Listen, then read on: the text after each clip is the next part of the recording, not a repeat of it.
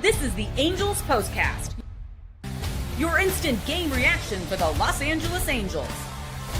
Part of the Locked On Podcast Network. Your team every day. Ay. Hello, Halo Nation. Hello, Halo hopefuls, and welcome back to the latest edition of the Locked On Angels Postcast. Coming at you live, as always, after every single Angels game, even ones like these, right here on the Locked On Angels YouTube channel, and after the fact, both on the channel and wherever you get the Locked On Angels audio podcast feed. If you don't know who I am, what's going on, everybody? My name is Gavin Carlson, former credentialed journalist in the LA area, and now in year 2 with the Locked On Podcast Network, where it is your team every day. Our team is the Angels, and tonight, I don't even know what to say.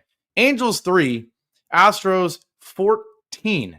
So much anticipation coming into this one, right? Obviously, the Angels coming off a 4th straight series that were able to win, coming off a dominant 11-1 win where you hit 6 home runs, 2 from 3 different players. Jo Adell hits 2 in the same inning. And now you're 8-4. The Angels have never done something like this, or at least in a while. And a lot of anticipation coming into this series because some arguments could be made that the opponents being played so far weren't the most elite. And now you have a true test with 3 games in Houston and then 3 games against the Rangers on the road after that, before 3 against the red hot Giants, right? And things couldn't have gone any more awful in this one, 14-3. Now, before we jump into this one, shout out to everybody in here. As always, you know how much I appreciate you. Everybody, Foot Alex, Antonius, TFL, so many. I can't even name everyone that's always in here, so shout out to you. But I just want to start by saying this. We'll get into what went wrong in this game, including 6 runs allowed in the 5th, 4 runs allowed in the 6th, 3 runs allowed in the 8th. That's right, 13 runs allowed in a 3-inning span. Kochanowicz wasn't great. The bullpen was darn right terrible. But I want to start by saying this. It is one game, right? It is one game. And of course, there was a lot of anticipation coming into this game, coming into this series. But the number one focus after a game like this has to be to not let this snowball, to not let this balloon into something bigger than it needs to be. The same way this team has been so resilient so far, that's the number one takeaway so far with this team, is in games they've fallen behind, they've come back. In games following disappointed losses, they've come back in big ways. And it will be interesting to see how this team responds to a blowout like this, right? There were some concerning things in this one outside of the pitching, outside of the scoreboard. There were some concerning things. When you've got some of those Angel tendencies coming back where you fall behind and then you just give up. That's what is more concerning than, yes, did the bullpen have an absolutely horrendous performance? Did the guy making his debut in the bullpen for our Halos have an awful debut? Yes. Did Jack Kochanowicz struggle, particularly in that 5th inning, loading up the bases before McDaniels gives up the grand slam? Yes. Did the offense do really nothing outside of a Mike Trout home run, Kyren Paris a couple hits, and that's really it? Yes, all of that is true. But the concerning thing for me was when the bases are juiced and balls are getting poked in the outfield and the outfielders are jogging to it, right? And in inning 6 or 7, there's line drives being hit towards Jo Adell, and I get it, by that point we're already down 6 or 7 runs, but bobbling the ball and then throwing a one-hopper into second base that gets fumbled, right? Pass balls by Logan O'Hoppe giving up runs. Those are the concerning things for me.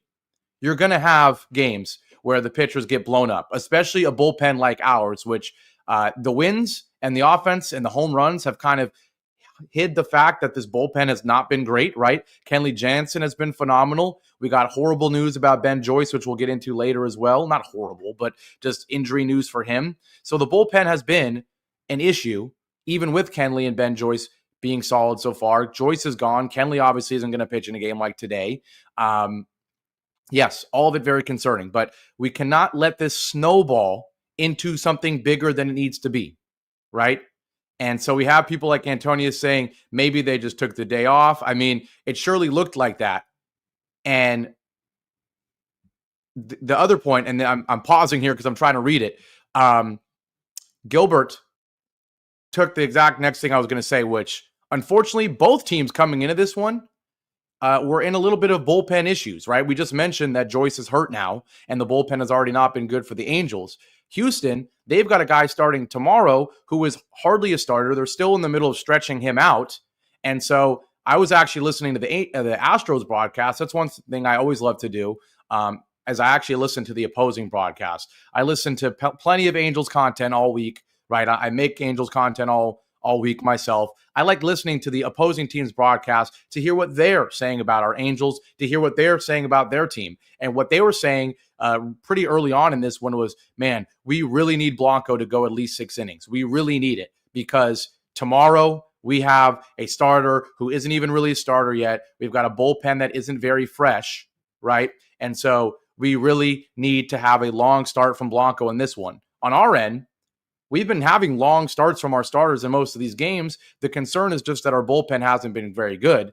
And then we hear the Ben Joyce injury news earlier today. And so it's kind of the same thing on our end. We really needed Kochanowicz to go 5 or 6 innings and to make it a game where you only need a couple relievers and keep this one close, right? And so unfortunately, 2 teams in the same position, and one couldn't have had to go any better and one couldn't have had to go any worse in terms of the rest of the series, right? The Angels get blown up early with Kochanowicz. McDaniels gets blown up. Obviously, you're able to then eat some innings. It's almost nice that they fell behind so much because you're able to eat some innings with a guy like Daryl Hicks, who, he's not one of the top guys. They just called him up when Ben Joyce gets out. Ian Anderson, not one of our top guys either. So it's kind of funny, I guess, because we got blown out so much, we're able to save some arms, I guess you could say. Detmers didn't have to pitch. Obviously, Kenley Jansen didn't have to pitch. Burke didn't have to pitch, who I guess has become one of the better relievers for us. That's not a good sign. But the Astros, it couldn't have gone any better for them. They're up big.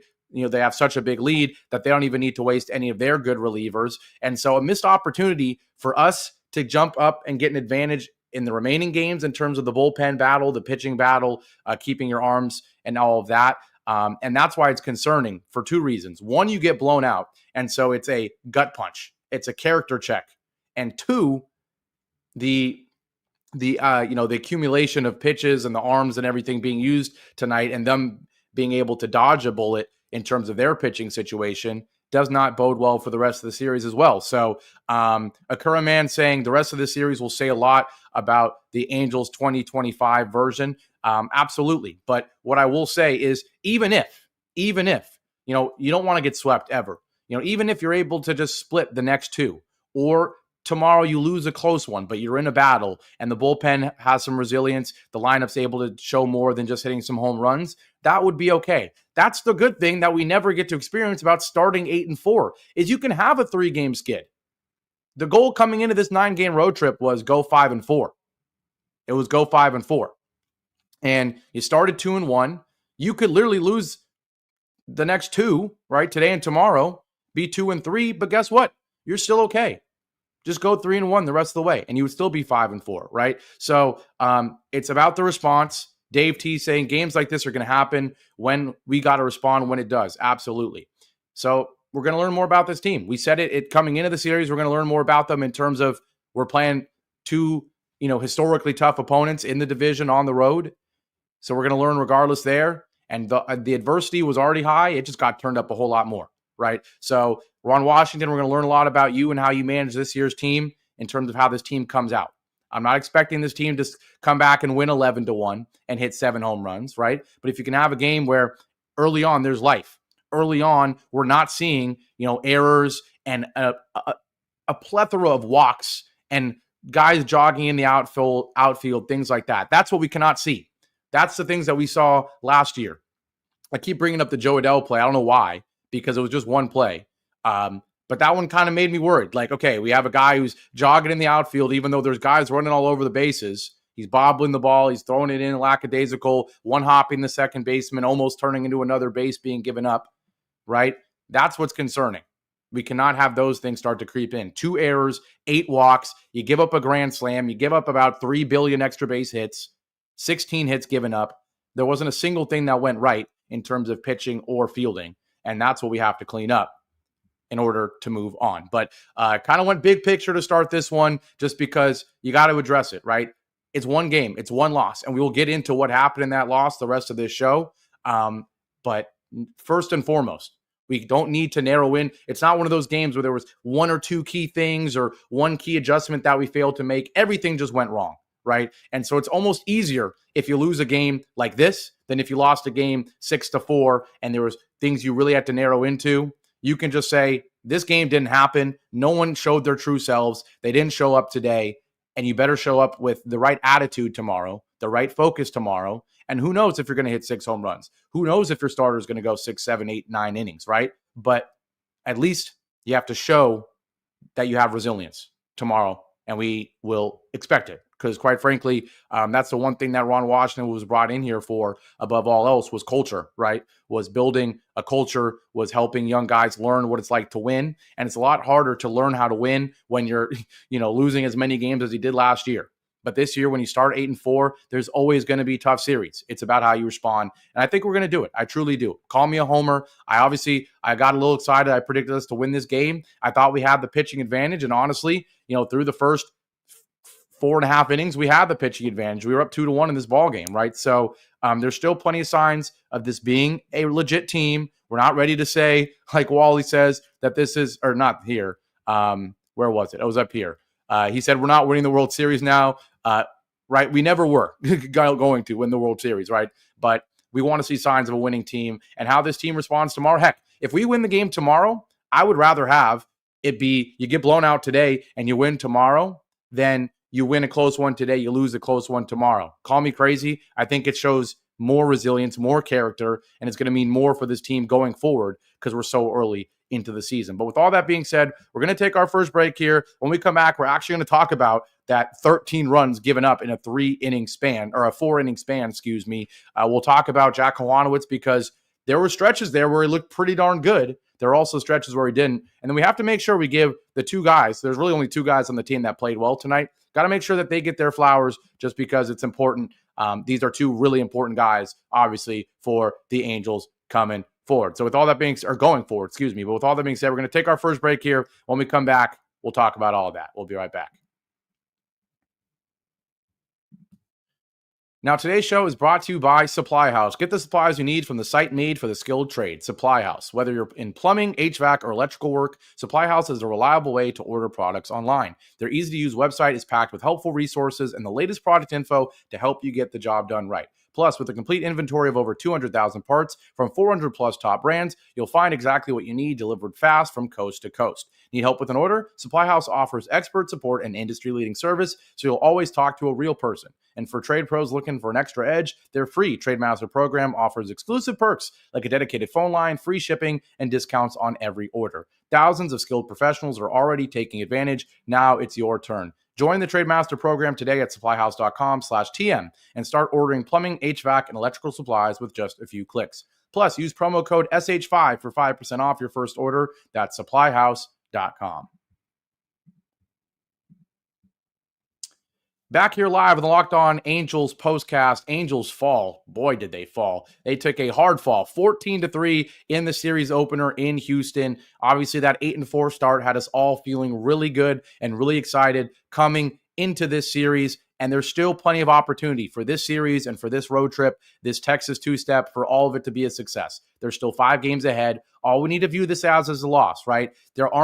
There's one huge red flag in this game, and that is the bullpen, right? I think Jack Kochanowicz will be fine, and we're going to talk about his start a little bit just so you see why. I mean, Jack Kochanowicz, the final stat line is pretty awful, right? 4 2/3, 6 hits, 6 runs, 6 of them earned, 3 walks, and just 1 strikeout. Didn't give up a big fly, but some context needed in this one. Obviously, he did give up the first run of the game in the bottom of the second. 2 singles after he got out. It was a Pena single, a Diaz single, and then Jake Myers able to hit Pena in with the sac fly. After that, heck of a play by Taylor Ward. Rarely say that, but he made a great play to get Cam Smith. But obviously, Mike Trout able to tie this game in the top of the 4th with a solo shot. He absolutely crushed it. But this game was decided not in the top of the 5th, where the Angels are able to steal a 1. Kyren Paris with the leadoff double. Joe Adell singles him in. Very frustrating that Joe Adell just foolishly runs into an out And again, when it's 14-3, it doesn't really matter. And I'm being pretty critical of Joe Adell today. I'm still a fan of him, obviously, but between the things he showed in the field at times, and this was so frustrating. You have such a high, you hit an RBI single, just stay at first. There's no need for you to go to second. Gets thrown out at second, kills what could have been a rally. It should have been runner at first, nobody out. You just scored a run to take the lead. This is the exact position that the Angels have turned into rallies multiple times. No need to get to second. This is a home run hitting team right now, right? Just get guys on base and have the potential for triples or home runs to account for multiple runs. Instead, Joe Adell tries to stretch one that really was never going to be a double into a double, gets thrown out, kills the rally, and that's why, of course, what happens from the bottom of the fifth on was really important. But dare I say, that play right there was the time to reveal where the game was won or lost. It's the turning point. I think that was a turning point, and obviously it led into a awful bottom of the fifth inning. But I'm not lying when I say I was watching that game and I had a bad feeling after Adell ran into that out, because that's something we haven't seen that much in 2025. But it reminded me a lot of 2024. TFL says he blames the field for that. I mean, you saw Adell had plenty of time to see how that ball caromed off the left field wall down the line and everything. He was thrown out by a mile. It wasn't even close. I think there was plenty of time for him to take a wide turn there and be able to get back. Like Antonio says, yeah, he gets caught being greedy sometimes. I mean, last year, him more than anybody else in terms of trying to stretch singles into doubles. And it's one thing if you're down 6-0 and you're already 60-90 on the season. But when you go up 2-1 and you just want to be on base and you're fast enough to steal second and there's nobody out, and this team is a team that's been hitting a bunch of home runs, and you just want guys on base, really frustrated me that you run into an out there. But from there, could have been a rally. Instead, it's 1-2-3 from there. And then the bottom of the fifth, things get crazy. 2 outs. Cam Smith grounds out. Dubon grounds out. There's 2 outs.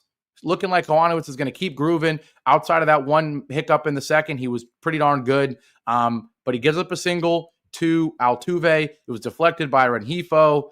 Kind of frustrating there. It was a hanging pitch. Hanging pitch on 0-2. You throw a slider at the letters of Jose Altuve. So very frustrating there. And then you walk Isaac Paredes. And that's frustrating because up until this point, Jack Kochanowicz really wasn't showing any signs of struggling.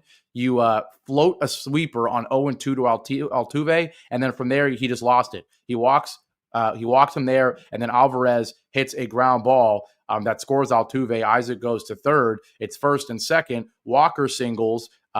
Paredes scores. Alvarez goes to second. It's 3-2 there. And then this is where, what time do you think we need to pull Kochanowicz? Is it at this point where it's first and second with 2 outs and you've already given up 2 runs in the inning? No, I still think you give him a shot. But absolutely, I think Ron Washington actually handled this correctly. And I think someone in here said, do you think that he handled it correctly? I thought it was actually handled correctly from Ron Washington, wanting your starter to go deep. For some reason, he hasn't been letting guys go deep when they've been dealing. But I thought he did the right thing. Give him one more chance against Pena. Still 2 outs, righty against righty, and 3-2 pitch. And you just absolutely, don't even put one close to the zone. Frustrating there. Walks Pena, bases juiced. I think it's the right time to bring McDaniels in. Don't really love the lefty against righty there. That's maybe the only thing I would have disagreed with, is going lefty-righty. Obviously, you can't bring in the kid making his MLB debut with the bases juiced. So I guess it had to be McDaniels. And unfortunately, that lefty-righty matchup, Diaz absolutely took advantage of. A 1-1 sinker at the knees, not a terrible pitch, but boy, he crushed it. 102.3 exit velo. It goes just 382 feet. In that ballpark, it always looks like everything hit to left center field or left field is 400 more feet than it actually is. But that obviously blows the game open. The same way the bullpen or the grand slam killed us a couple games ago, it kills us here today. 7-2. And the bad part was it kept going, right? Once again, the lack of resilience from this team in terms of, having bad stretches turn into awful stretches. We haven't done that much this year. It happened today because after the grand slam, Myers singles, he steals second, Cam Smith gets walked. Then there's a double steal where the ball gets by O'Hoppe, and then Dubon unfortunately grounds out. They're not able to add any more runs, but you could just feel like things were starting to unravel.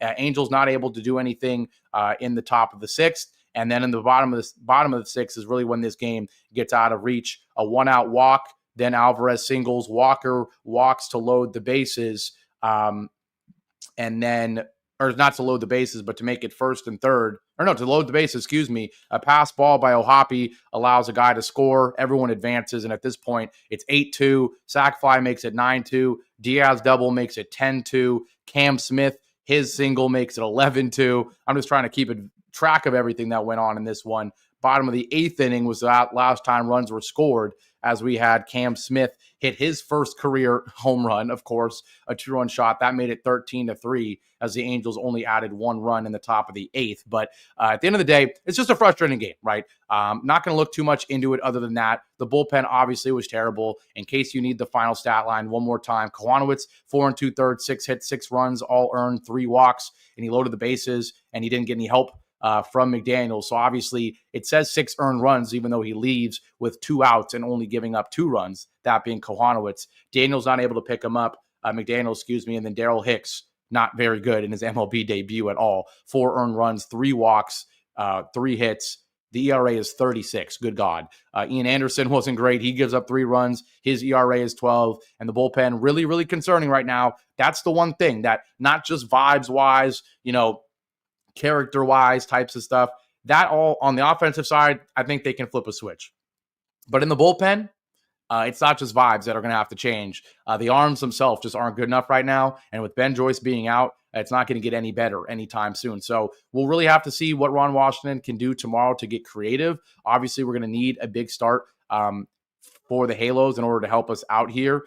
It will be, obviously it should be, I'm blanking, Anderson on the mound, right? So should be Anderson on the mound going against Gusto, like we said, who's going to be making this stretch appearance.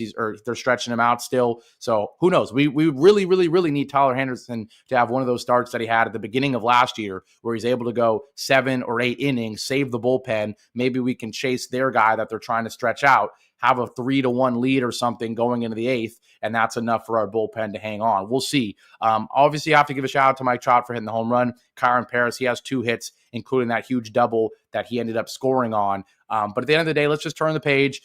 We're still 8-5. It's still a fantastic start to the season. Tyler Anderson, he's got to eat some innings, like Antonios just said there. If Anderson can eat some innings, the offense, I think, can do some stuff against Gusto, and I think we'll be just fine. Call me a homer, but I think we'll be just fine. Let's at least win one of the next 2 here. We'll have a day off on Monday, and then let's go win 2 out of 3 against the Texas Rangers and have a successful road trip. But with all that being said, thanks so much for watching this one. Leave a like, comment, all that good stuff. As always, it's hard to have a lot of excitement after a loss like that, but hope I could give you at least my thoughts, the breakdown here. Tomorrow, the vibes will be great. Saturday night baseball, and we will be very happy after a win. Let's hope for it. But thanks so much for watching. We'll be back tomorrow. Earlier, first pitch, 4 p.m. tomorrow, not 5 p.m. So I'll see you around 7 p.m. tomorrow after a win, and we'll be right back to loving this start to 2025 for our Halos. Take care, everyone. Have a great Friday night. It's Friday night. Go celebrate, and I'll see, or not celebrate, but go live it up on Friday night, and I'll see you tomorrow. Take care.